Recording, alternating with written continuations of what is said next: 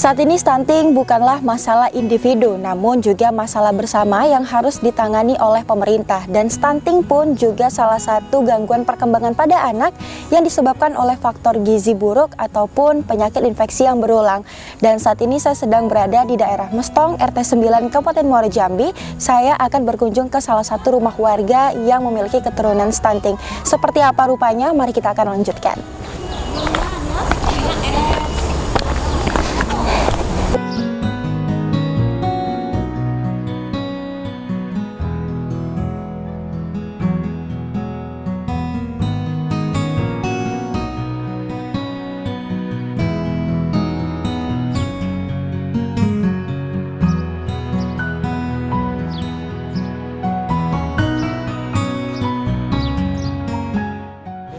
Setelah melanjutkan perjalanan, saat ini saya sudah berada di depan salah satu rumah warga yang bernama Ibu Mastita, dan tepat di belakang saya ini adalah salah satu potret dari rumah warga yang bernama Ibu Mastita, dan kita akan melihat seperti apa kondisi rumah Ibu Mastita mulai dari sanitasinya hingga ruang lingkup dari rumah Ibu Mastita ini.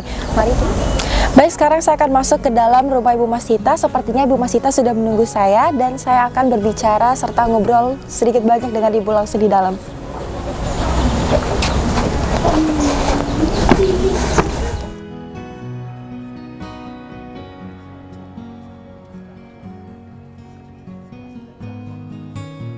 Assalamualaikum, Ibu Mastita. Ya. Gaby, ini siapa namanya? Aditya Chandra. Aditya Chandra. Tante manggilnya siapa? Adit ya? Iya. Oke. Nah, sekarang saya sedang bersama Ibu Mastita dan juga Aditya Chandra, kita panggilnya Adit. Nah, Ibu, kita mau ngobrol banyak nih. Saya mau tanya, Bu Mastita tinggal di sini sudah berapa lama? 10 tahun. 10 tahun ya. Ibu, anaknya ada berapa? 3. Ada 3. Yang pertama umurnya berapa, Bu? 16. 16 tahun. Yang kedua? 8. 8. Sama yang terakhir 21 bulan. Baik, Bu Mastita, kalau boleh tahu suaminya kerja sebagai apa, Ibu?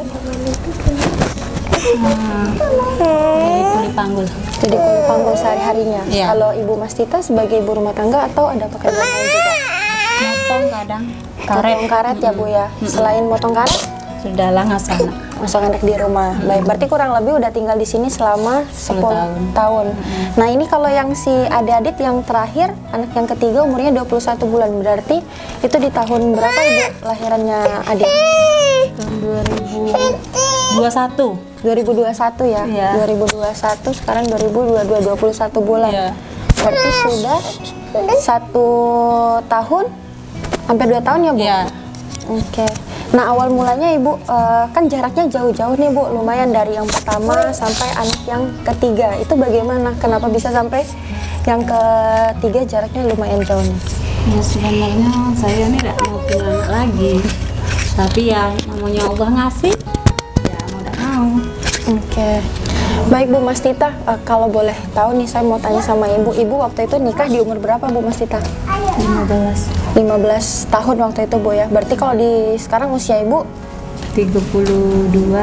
32, udah memiliki 3 anak berarti, Bu ya. Baik, yang terakhir kan si Adit umurnya 21 bulan. Nah, saat itu Ibu mengandung Adit, itu lahirnya normal ataupun sesar, dan dinyatakan bayinya stunting itu di usia berapa? Usia berapa bulan? Setahun dah, Bu. Hampir sama. Ibu, saya tanya ulang nih sama Ibu. Waktu Ibu di 2021 ngandungnya si Adit, itu lahirannya di bulan berapa, dan tahu Aditnya terkena salah satu kasus stunting itu di usia berapa Aditnya? Kurang lebih setahun. 1 tahun. Waktu itu Ibu taunya karena Ibu diberitahu kah sama penyuluh, atau waktu itu Ibu lagi cek ke puskesmas atau seperti apa? Diberitahu. Diberitahu. Iya, ciri-cirinya seperti apa, Bu, waktu itu dikasih tahu? Dok, ini tinggi badan apa? Ya, tinggi badannya kurang. Sudah itu kalau beratnya pas lah. Beratnya pas, dari tinggi badan berarti, Iya. Bu ya? Kalau dari berat, waktu itu beratnya pas, beratnya berapa? 10,2, Bu ya? Oh, 10,2 kilo. Itu udah membaik. 9. 9. Itu di usia berapa bulan nih Bu? Setahun setengah. 1 tahun setengah. Oke. Waktu ibu pertama kali tahu bahwa si Adit anak terakhir itu terkena kasus stunting, itu langkah awal ataupun yang pertama kali ibu lakukan itu apa saja? Berat badannya. Nah kalau untuk yang kasus anak ibu yang si Adit itu stuntingnya yang apa? Kurang tinggi saat itu. Nah kan dikasih tahu tuh Bu waktu ibu pemeriksaan di posyandu kan ya. Nah kalau kata perawat yang ada di posyandu itu kurang tinggi dikarenakan faktor apa? Makanan waktu itu ya. Berarti kalau ditanya nih kalau ibu mohon maaf, dari Adit usia 0 bulan sampai saat ibu cek di posyandu ternyata Adit kena stunting, itu pola makannya ibu seperti apa? Apakah ibu rajin memberikan nasi atau tidak, atau mungkin ibu langsung kasih Adit ini bubur atau nasi yang ibu jadikan bubur, atau seperti apa? Kasih ASI ya. Setiap hari dikasih ASI, tidak menggunakan susu formula? Enggak. Berarti setiap hari pakai ASI dari ibu ya, nggak pakai susu formula. Nah kalau untuk pola makan sendiri, apakah pola makan orang dewasa ibu berikan ke anak ibu yang masih bayi atau seperti apa? Dari sayur-sayuran. Sayur-sayuran seperti apa sayur-sayuran yang ibu berikan? Sarbel. Tapi dia tuh kemarin tuh tidak mau makan Bu. Tidak mau makan. Itu udah berapa lama tidak mau makannya Bu? Udah setahun inilah, gara-gara yang kurang tinggi itulah dia mau makan kali video. Berarti sebelum ibu cek ke posyandu belum mau makan. Nyusu lah. Oh hanya susu Iya. ASI saja Iya. dikasih setiap hari ya, tanpa ada makanan penunjang untuk Iya. si Adit di usia segitu ya. Sekarang ada baru mau makan. Oke baik. Kalau untuk pola asuh yang ibu lakukan ke Adit setiap harinya, Baiklah. maksud saya mungkin ibu kalau misalkan di Pakaian kotor ya diganti lah, dimandi. Kalau pakai sendal tuh pakai sendal ya Bu. Kalau dari kamar mandi atau mandi depan.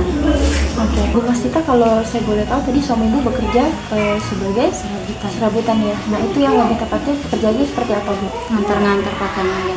Ngantar pakan ayam. Nah kalau per bulannya, Per minggu gajinya. per minggu gajinya Bu ya, itu cukup untuk menghidupi kebutuhan Anda? Alhamdulillah cukup. Nah mohon maaf Ibu kalau boleh saya tanya, itu saat Ibu mengandung Adit mungkin apakah ada makanan ataupun asupan dari ibu sebagai ibu hamil ada yang tidak terpenuhi atau seperti apa? Alhamdulillah.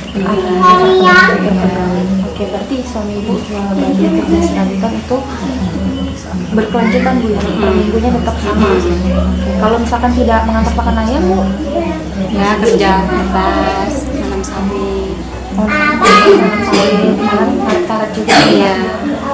dari keluarganya Ibu Mastita. Kalau Ibu Mastita kan tadi punya 3 anak. Yang pertama usianya 15 tahun ya Bu, yang kedua 8, yang ketiga usianya 2 tahun. Hampir 2 tahun.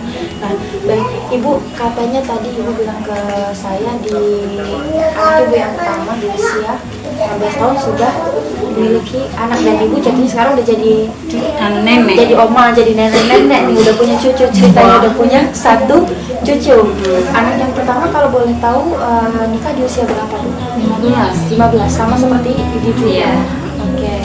Nah, namanya siapa Bu? Itu Nama Siti Siti Bazahara. Oke, Kak Siti nikah di usia 15 tahun dan hamil serta melahirkan itu di usia berapa Bu? Di usia 16 ya. Sekarang anaknya Kak Siti usianya berapa?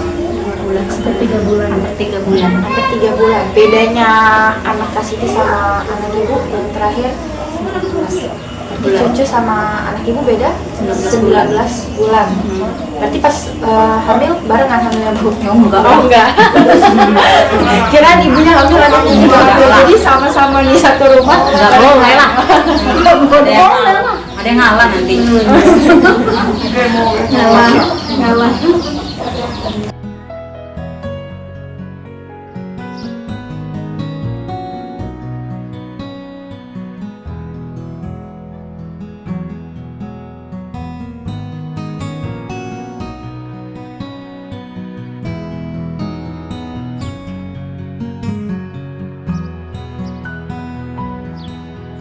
Adit, kita kemana? Bingung dia. Baik, sekarang saya sudah di belakang rumahnya Ibu Mastita. Kita akan melihat sekitar ruang lingkup dari rumahnya Ibu Mastita. Kita mau melihat dua fasilitas yang sudah diberikan dari pemerintah desa, Bu ya. Itu yang pertama ada WC, dan yang kedua ada sumber air bersih ataupun sumur. Nah, kalau misalkan yang dulunya Ibu Mastita ini menggunakan jamban untuk MCK, Bu ya. Nah, sekarang sudah beralih menggunakan WC yang diberikan oleh pemerintah desa. Nah, kita akan melihat seperti apa bentuknya. Tepat di belakang saya ini adalah salah satu faktor mengapa anak lahir stunting, yaitu jamban dan juga sanitasi yang tidak ramah lingkungan, di mana kita bisa melihat bahwa tempat untuk BAK dan juga BAB harus dengan air yang mengalir begitu saja dan tidak ada sanitasi yang baik ataupun yang ramah lingkungan. Kita akan melihat yang tadinya Ibu Mastita dan keluarga itu menggunakan jamban ataupun kamar mandi yang berada di luar ruangan, sekarang sudah berganti dengan WC yang telah dibuatkan ataupun sudah diberi oleh pemerintah desa yang ada di desa Sebapo ini. Kita akan melihat seperti apa bentuk WC terbaru dari Ibu Mastita agar anak tidak lahir stunting.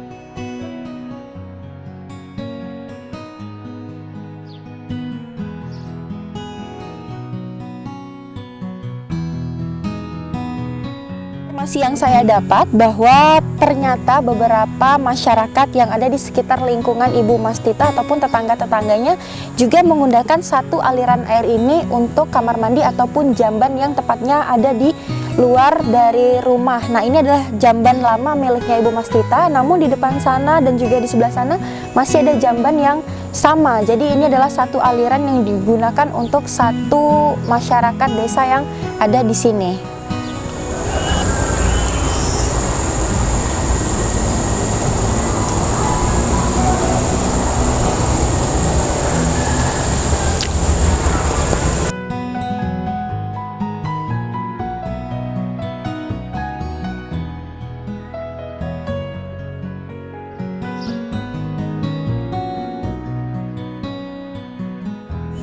Lingkungan yang kurang bersih dan juga kurang nyaman merupakan salah satu faktor terjadinya anak lahir stunting seperti yang sudah saya sebutkan.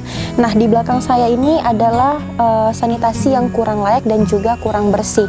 Kalau misalkan pemirsa bisa lihat, ini tempat mandinya keluarga Ibu Mastita dan ini tempat masaknya Ibu Mastita masih menggunakan tungku kayu, dan di atas ini sudah terlihat sangat tidak layak untuk digunakan.